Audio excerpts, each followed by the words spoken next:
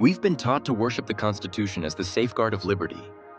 Instead, it is a Trojan horse intended to allow the elite to usurp the sovereignty of the people. In 1781, the states bound themselves under the Articles of Confederation, a perpetual union where sovereignty rested with the states. The Articles made Congress weak by design because the people had just fought a war against centralized empire. But by 1787, wealthy elites feared the strength of the people. James Madison noted that if the majority united in a common cause, it would threaten the aristocracy, so the Articles had to be replaced. The Constitutional Convention's proceedings were held in secrecy. Ratification came not by popular vote, but by state conventions carefully controlled. This was no accident.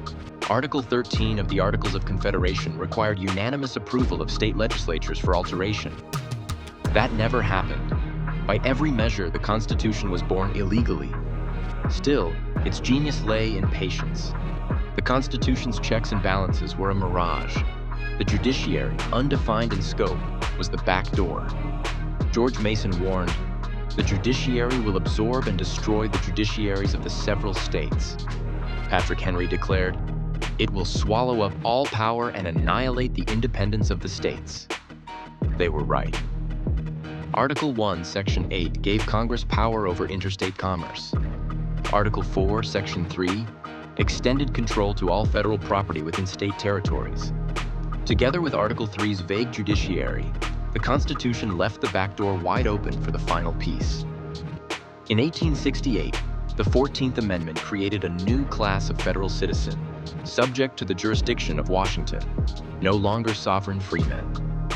Court rulings admitted this citizenship was voluntary, but it became presumed for all. The states were reduced to mere corporate subdivisions of the federal system. By 1933, in the throes of financial crisis, Congress mortgaged the estates of the people to secure federal debt. Americans were reduced to trustees in a federal trust, chattel property administered for the benefit of creditors.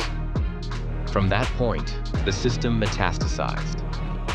Every action of life was redefined as interstate commerce and brought under federal regulation. By the 21st century, technology finished what the framers began: mass surveillance, AI monitoring, and the coming digital currency, a total jurisdiction over the people. The Republic did not die in our time. It died the moment the Constitution was born. Our task now is not to defend it, but to reclaim the sovereignty it stole.